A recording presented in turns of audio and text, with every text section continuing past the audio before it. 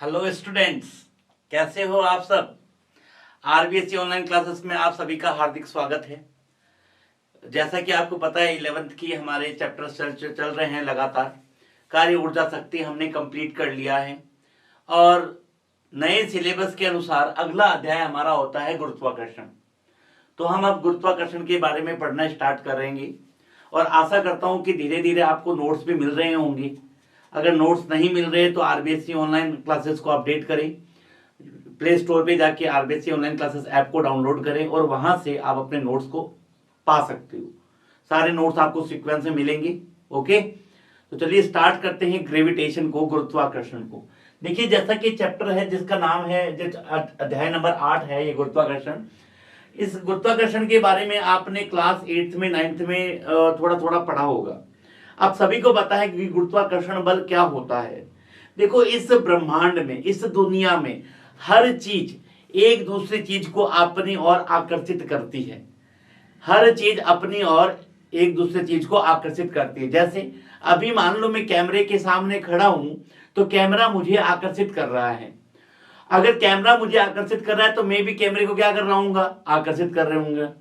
आप मेरे सामने खड़े होते तो मैं भी आपको आकर्षित करता, आप भी मुझे क्या कर सकते, आकर्षित करते। इस दुनिया में बहुत सारे ग्रह है, सूर्य है, पृथ्वी है, चंद्रमा है, बहुत सारी है। हर चीजें एक दूसरे को क्या कर रही है, अपनी ओर एक बल से आकर्षित कर रही है और उस बल का नाम होता है गुरुत्वाकर्षण बल। अब आप बोलोगे कि सर, ये जो गुरुत्वाकर्षण बल है जिसमें दो वस्तुएं एक दूसरे को आकर्षित कर रही है, तो दोनों वस्तुएं एक दूसरे के पास पास आती हुई क्यों नहीं दिखाई देती। भाई, जैसे मान लो मैं कैमरे के सामने खड़ा हूं और कैमरा मुझे आकर्षित कर रहा है तो कैमरे को साथ में चिपक जाना चाहिए था, या मैं कैमरे को आकर्षित कर रहा हूं तो कैमरा मेरे साथ चिपक जाना चाहिए था। चलिए हम बात करेंगे कि ऐसा क्यों नहीं हो पा रहा, हम इस चीज को ऐसा अनुभव क्यों नहीं कर पा रहे। सर, जो बात कह रहे हैं कि दो वस्तुएं आकर्षित हो रही है तो दोनों वस्तुएं एक दूसरे से क्यों चिपक नहीं पा रही, उसका क्या रीजन है, हम यहां पर भी आपसे बात करने वाले हैं। तो धीरे धीरे इस चैप्टर को अगर आप देखोगे स्टार्ट से एंड तक, आपको सारी बातें समझ में आ जाएगी। मैं हर चीज को खोल के समझाने वाला हूं। मैं पहले भी बता चुका हूं कि मैं जो भी चीज पढ़ाऊंगा बेसिक लेवल से स्टार्ट करूंगा और एडवांस लेवल तक जाके लेके जाऊंगा आपको। चलिए मैं स्टार्ट करता हूं गुरुत्वाकर्षण बल से। तो सबसे पहली बात आती है कि सर गुरुत्वाकर्षण बल क्या होता है। मैं कहूंगा कि प्रकृति में हर दो वस्तुएं एक दूसरे को अपनी ओर आकर्षित करती है और उस आकर्षण बल का नाम ही है गुरुत्वाकर्षण बल। तो मैं कह सकता हूं कि दो वस्तुओं के मध्य लगने वाला, किन्हीं भी दो वस्तुओं के मध्य लगने वाला आकर्षण बल, आकर्षण बल, देखो आकर्षण बहुत ही प्यारा शब्द होता है। आकर्षण बल क्या कहलाता है, गुरुत्वाकर्षण बल। गुरुत्वाकर्षण बल कहलाता है, गुरुत्वाकर्षण बल कहलाता है। दो वस्तुओं के मध्य लगने वाला आकर्षण बल गुरुत्वाकर्षण बल कहलाता है। इसका मतलब एक बात तो क्लियर हो गई, सर क्या क्लियर हो गई, कि गुरुत्वाकर्षण बल हमेशा आकर्षण प्रवृत्ति का होगा। कौन सी प्रवृत्ति का होगा, आकर्षण प्रवृत्ति का होगा। अच्छा, गुरुत्वाकर्षण बल की खोज किसने की थी, याद करो।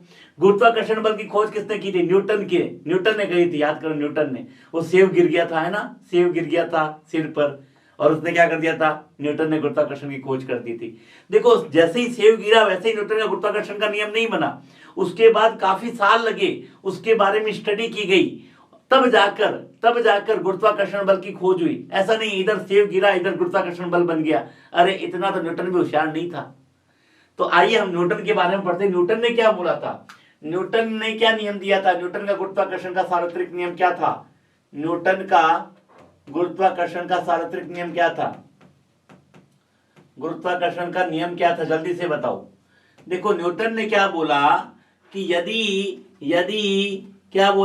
कोई द्रव्यमान, मान लो दो द्रव्यमान की बात करूं, यदि कोई द्रव्यमान की बात करूं, दो द्रव्यमान है, एक m1 है और एक m2 है।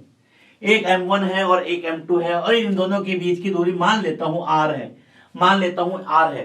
तो न्यूटन ने बोला कि जब दो द्रव्यमान भी कौन से बिंदु द्रव्यमान है, जो भी दो वस्तुएं हैं एक दूसरे से कुछ दूरी पे स्थित हैं, तो m2 द्रव्यमान m1 को अपनी ओर आकर्षित करेगा, m1 द्रव्यमान m2 को अपनी ओर आकर्षित करेगा।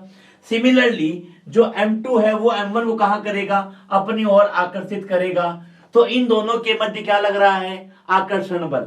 ये आकर्षण बल क्या होता है, दोनों द्रव्यमानों के गुणनफल के समानुपाती, दोनों द्रव्यमानों के गुणनफल के समानुपाती, और उनके बीच की दूरी के वर्ग के व्युत्क्रमानुपाती। उनके बीच की दूरी कितनी है, r के वर्ग के व्युत्क्रमानुपाती। व्युत्क्रमानुपाती का मतलब क्या होता है, 1/r²। जब मैं इन दोनों समीकरण को मिलाऊं तो f समानुपाती m1 m2 बटा क्या आ गया, r² आ गया। प्रोपोर्शनल का साइन हटाऊंगा तो एक कांस्टेंट आएगा जिसको बोलते हैं गुरुत्वाकर्षण का सार्वत्रिक नियतांक, गुरुत्वाकर्षण का सार्वत्रिक नियतांक। और इस तरीके से गुरुत्वाकर्षण बल का ये फॉर्मूला निकल के आया Gm1 m2 बटा r², जहां G को हम क्या बोलते हैं, हम G को बोलते हैं गुरुत्वाकर्षण का सार्वत्रिक नियतांक, गुरुत्वाकर्षण का सार्वत्रिक नियतांक क्या बोलते हैं, सार्वत्रिक नियतांक। और इस नियतांक की वैल्यू कितनी होती है, इस नियतांक की जो वैल्यू होती है वो आपको याद रखनी है, 6.67 इंटू 10⁻11 न्यूटन मीटर स्क्वायर बटा kg²। याद रखिए ये इसकी इकाई होती है। तो यहां से एक बात समझ में आ गई कि ये दो वस्तुएं एक दूसरे को आकर्षित करेगी। इंपॉर्टेंट बात सुनिएगा, जितना बल m1 m2 पे लगाएगी उतना ही बल m2 m1 पे लगाएगी। तो दोनों बल बराबर होंगे परिमाण में, लेकिन दोनों की दिशाएं क्या होगी, विपरीत होगी। क्योंकि अगर मैं कैमरे को इधर खींच रहा हूं तो कैमरा मुझे कहां खींचेगा, इधर की तरफ। जैसे m2 अगर m1 को इधर खींचेगा तो m1 m2 को किधर खींचेगा, इधर खींचेगा। दोनों बल के परिमाण बराबर होंगे, त्वरण का परिमाण बराबर नहीं होगा, बल का परिमाण क्या होगा, बराबर होगा। अब मैं ये बात कह रहा था कि ये कैमरा मेरे को आकर्षित कर रहा है, मैं कैमरे को आकर्षित कर रहा हूं, तो हम दोनों चिपक क्यों नहीं रहे, आइए देखते हैं। मान लो कैमरे का द्रव्यमान 1 किलो, मेरा द्रव्यमान 60 किलो, ठीक है, 70 किलो मान लो, चलो अरे खुश हो 75 किलो भाई, हाँ मेरा द्रव्यमान 75 किलो, खुश 80 किलो, ठीक है, 80 और 1 किलो। अब यहां पे देखो जी का मान कितना है, 6.67 इंटू 10 की घात -11 है। तो देखो जब 10 की घात -11 है, ये कितनी छोटी क्वांटिटी है, ये कितनी छोटी क्वांटिटी, बहुत छोटी क्वांटिटी है या नहीं है, बहुत छोटी है नहीं है। तो जब मैं 1 और 60 को इतनी छोटी मात्रा से गुणा करूंगा तो लगने वाले बल का परिमाण कितना हो जाएगा, बहुत छोटा हो जाएगा या नहीं हो जाएगा, बहुत छोटा हो जाएगा या नहीं हो जाएगा। इतना छोटा बल लगेगा कि उस बल को हम अनुभव कर नहीं पाएंगे। इसका मतलब क्या, दो वस्तुओं के मध्य बल लग रहा है सर, लेकिन इस बल का परिमाण क्या है, बहुत ही छोटा है। कितना छोटा है, बहुत ही छोटा है। इसीलिए दोनों क्या करते हैं, एक दूसरे को आकर्षित नहीं कर पाते। उसी तरीके से मान लो मेरे घर के पास में एक घर और है, बहुत बड़ा घर है, और कितना भी बड़ा हो, मान लो मैं कहता हूं 10,000 किलो का घर है मेरा घर, बगल वाला घर 20,000 किलो का है। अगर वो दोनों 10,000 20,000, लेकिन साथ में जो गुणा होने वाली जो राशि है उसका मान 10 की घात -11 है, 10 की घात -11 है, जिसके कारण लगने वाले बल का परिमाण क्या हो जाता है, बहुत ही छोटा हो जाता है, समझ रहे हो बात को, बहुत ज्यादा छोटा हो जाता है, जिसके कारण हम इस बल को अनुभव नहीं कर पाते। लेकिन दोनों वस्तुओं के मध्य आकर्षण बल लगता है। अब इस चीज को अनुभव करने के लिए हम बड़े बड़े ग्रहों को देख सकते हैं। आप सोचिए कि सूर्य का द्रव्यमान सोचिए कितना होता है, 10 की घात 24 में होता है। पृथ्वी का द्रव्यमान 10 की घात 20-25 में होता है। जब ऐसी बड़ी बड़ी वस्तुएं होती है ना, जिसको खगोलीय पिंड बोलते हैं, इनके मध्य क्या होता है, इस बल को अनुभव किया जा सकता है, क्योंकि इनके द्रव्यमान 10 की घात 20, 10 की घात 30 में होते हैं, जिसके कारण इन पर लगने वाला बल का परिमाण क्या होता है, बहुत बड़ा हो जाता है। जिसके कारण इन दोनों वस्तुओं के बीच गुरुत्वाकर्षण बल के प्रभाव को देखा जा सकता है। लेकिन इस पृथ्वी पर जो वस्तुएं हैं उन पर गुरुत्वाकर्षण के प्रभाव को अध्ययन कर पाना मुश्किल होता है, क्योंकि इनके द्रव्यमान क्या होते हैं, बहुत कम होते हैं। बात समझ में आई?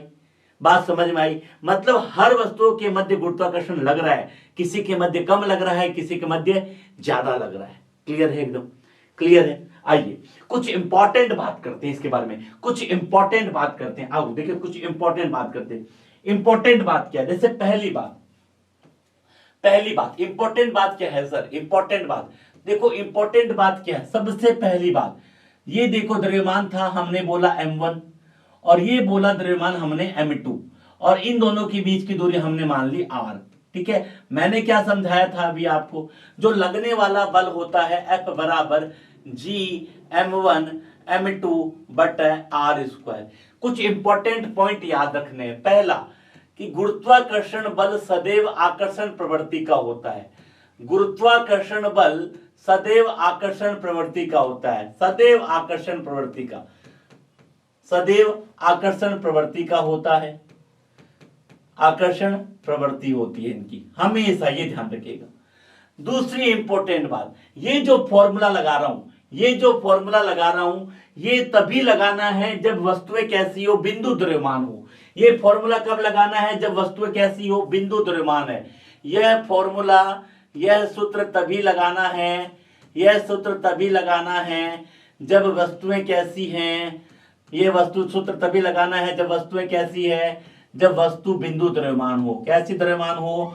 वस्तु बिंदु द्रव्यमान हो। तो आपके मन में क्वेश्चन आएगा, अगर बड़ी वस्तु है तो क्या ये फॉर्मूला नहीं लगा सकते? फॉर्मूला तो यही लगेगा, लेकिन लगाने का तरीका बदल जाएगा। फॉर्मूला तो यही लगेगा, लेकिन लगाने का तरीका बदल जाएगा। जैसे मान लो एक बहुत बड़ी वस्तु है और ये छोटी वस्तु, ये तो बिंदु द्रव्यमान है, लेकिन ये वस्तु बिंदु द्रव्यमान नहीं है। इस स्थिति में इनके मध्य लगने वाला गुरुत्वाकर्षण बल ये वाला नहीं लिखा जाएगा, सीधा ये नहीं लिखा जाएगा। क्यों नहीं लिखा जाएगा? क्योंकि ये सूत्र केवल बिंदु द्रव्यमान के लिए लगाना है। अब ये तो बिंदु द्रव्यमान है, पर ये बिंदु द्रव्यमान नहीं है, तो इसमें एक छोटा सा द्रव्यमान मान लो, छोटा सा द्रव्यमान मान लो, जिसका द्रव्यमान बिंदु द्रव्यमान मान लो, और इन दोनों के मध्य लगने वाला बल निकालो, Gm2dm बटा r स्क्वायर।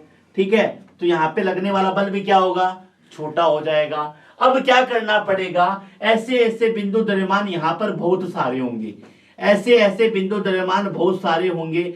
उन सारे बिंदु द्रव्यमानों को मिलाने से, भाई डीएम डीएम डीएम डीएम बहुत सारे बिंदु द्रव्यमान होंगे या नहीं होंगे? सबकी इस द्रव्यमान से दूरी क्या है? अलग अलग है। इसकी r है तो इसकी r1 होगी, इसकी r2 होगी, इसकी r3 होगी।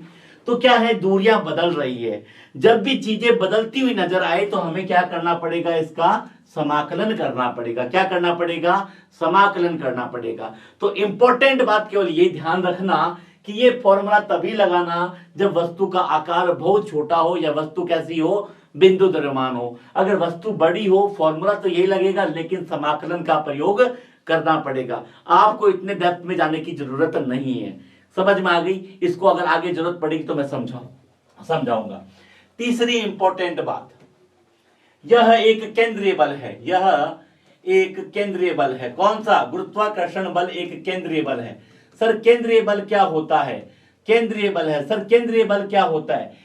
केंद्रीय बल वो बल होता है जो दो वस्तुओं को जोड़ने वाली रेखा के अनुदिश कार्य करता है। केंद्रीय बल क्या होता है? ऐसा बल जो दो वस्तुओं को जोड़ने वाली रेखा के अनुदिश कार्य करता है। अब देखो, इन दो वस्तुओं को जोड़ने वाली रेखा कौन सी है? इन दो वस्तुओं को जोड़ने वाली रेखा कौन सी है? ये वाली है सर, ये वाली है। बिल्कुल सर, ये वाली है।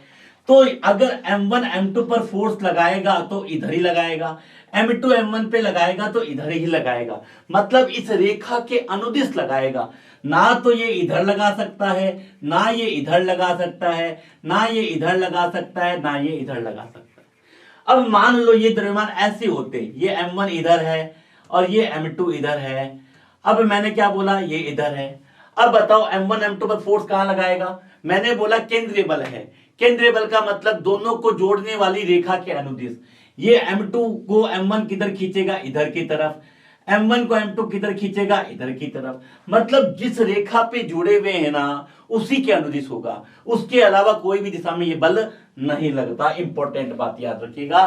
चौथी इंपॉर्टेंट बात, सदैव चौथी इंपॉर्टेंट बात, यह संरक्षी बल होता है। गुरुत्वाकर्षण बल कौन सा बल होता है, संरक्षी बल होता है। कौन सा बल होता है, संरक्षी बल।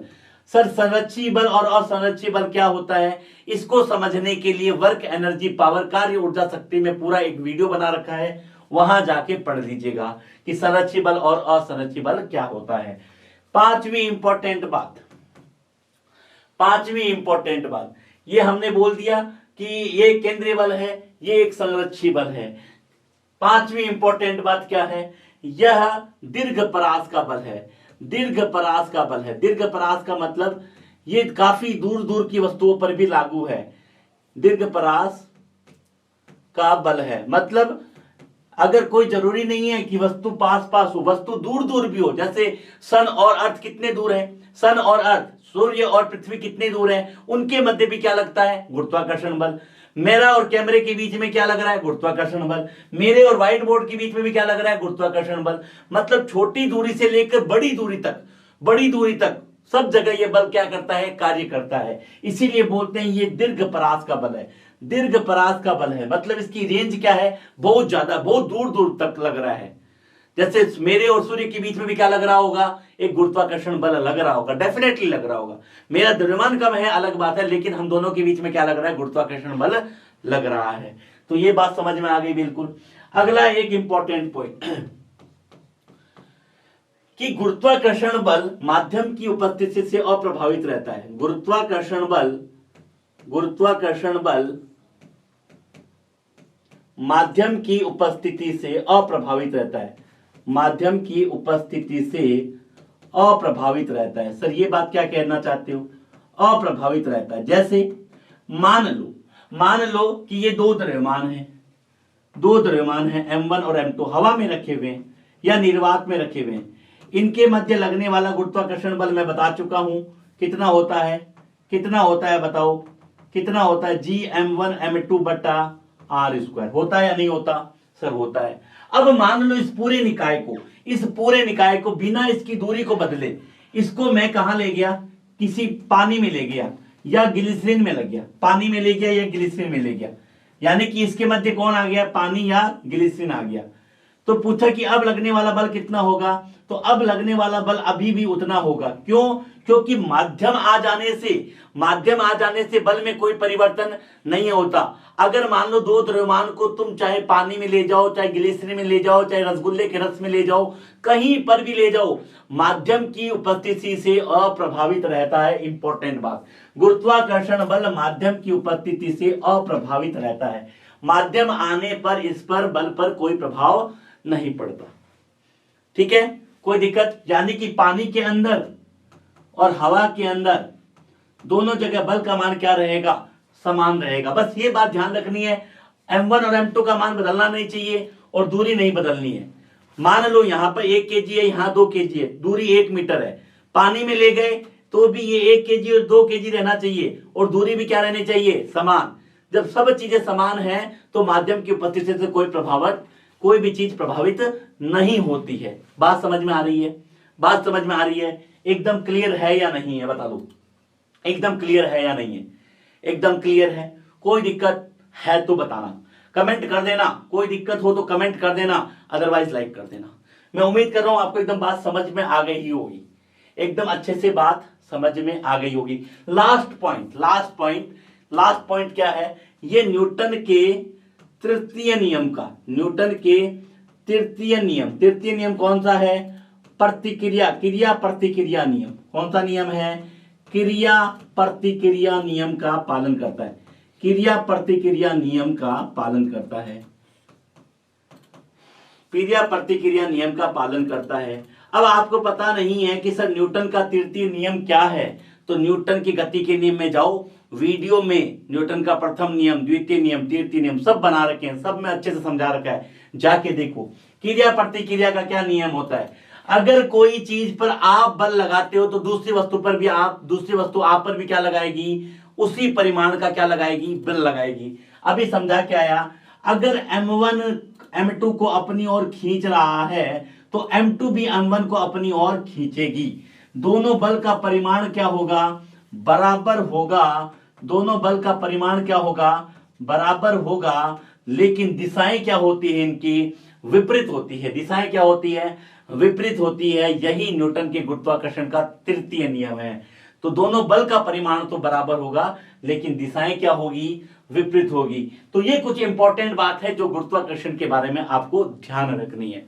चौथी इंपॉर्टेंट, एक लास्ट इंपॉर्टेंट बात याद रखना, बल एक सदिश राशि है।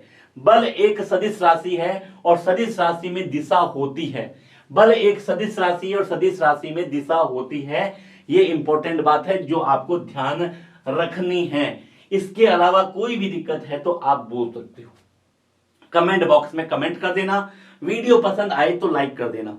इंपॉर्टेंट बात, फोर्स, बल की मात्रक क्या होता है, बल का मात्रक क्या होता है, न्यूटन होता है। क्या होता है, न्यूटन होता है। इतनी बात आपको समझ में आ गई होगी। आइए एक दो क्वेश्चन करवाता हूं जिससे आपको चीजें और अच्छे से समझ में आ जाएगी। चलिए क्वेश्चन की तरफ बढ़ता हूं। मान लेता हूं एक क्वेश्चन ऐसा है मेरे सामने कि एक M1 द्रव्यमान है और एक M2 द्रव्यमान है। सुनना मेरी बात, एक M1 द्रव्यमान है और एक M2 द्रव्यमान है, और मैंने कहा इनके बीच की दूरी r है। कितनी है इनके बीच की दूरी, r है। मैंने कहा बताओ इनके बीच लगने वाले बल का मान बताओ, इनके बीच लगने वाले बल का मान लगाओ। आपने कुछ नहीं करना, F बराबर G M1 M2 बटा r स्क्वायर। चलिए सर, हो गई बात, समझ में आ गई। अब कहते हैं कि यदि इस निकाय को कहां ले गया, यदि इस निकाय को ग्लिसरीन में ले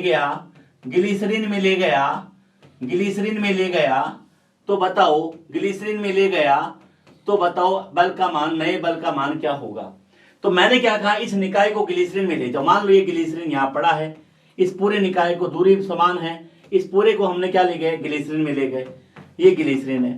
अब क्या ग्लिसरीन में ले जाने से इस पर लगने वाले बल में कोई परिवर्तन होगा? सर अभी आपने बताया कि ये माध्यम की उपस्थिति से अप्रभावित रहता है, यानी कि चाहे ग्लिसरीन के अंदर ले जाओ चाहे पानी के अंदर ले जाओ, इसके मध्य लगने वाला बल परिवर्तित नहीं होगा। तो F डैश का मान F के बराबर होगा। F डैश का मान F के बराबर होगा। समझ में आ गई बात, एकदम अच्छे से समझ में आ गई। चलिए एक क्वेश्चन और देखते हैं। एक क्वेश्चन और क्या है, मान लेता हूं कि एक द्रव्यमान m है, दूसरा द्रव्यमान भी m है, ठीक है, और इनके बीच की दूरी r है। ठीक है, ये बिंदु द्रव्यमान है, कुछ नहीं बोला जाए, बिंदु द्रव्यमान। ठीक है, बिंदु द्रव्यमान है। ठीक है, ओके। अच्छा, मैंने कहा इनके मध्य लगने वाला बल बताओ, तो आपने बोला सर G M बटा r स्क्वायर। चलो ठीक है। अब मैं कह रहा हूं कि यदि मैं द्रव्यमान को डबल कर दूं, द्रव्यमान को क्या कर दूं, डबल कर दूं, और बीच की दूरी को आधा कर दूं, द्रव्यमान को डबल कर दूं। अब इसी क्वेश्चन में कह रहा हूं कि m को तो क्या कर दूं, तो मैं 2m कर दूं, और r को क्या कर दूं, r/2 कर दूं, नई दूरी को r/2 कर दूं, द्रव्यमान को क्या कर दूं, डबल कर दूं, द्रव्यमान को क्या कर दूं, डबल कर दूं, और दूरी को आधा कर दूं, तो बल बताओ।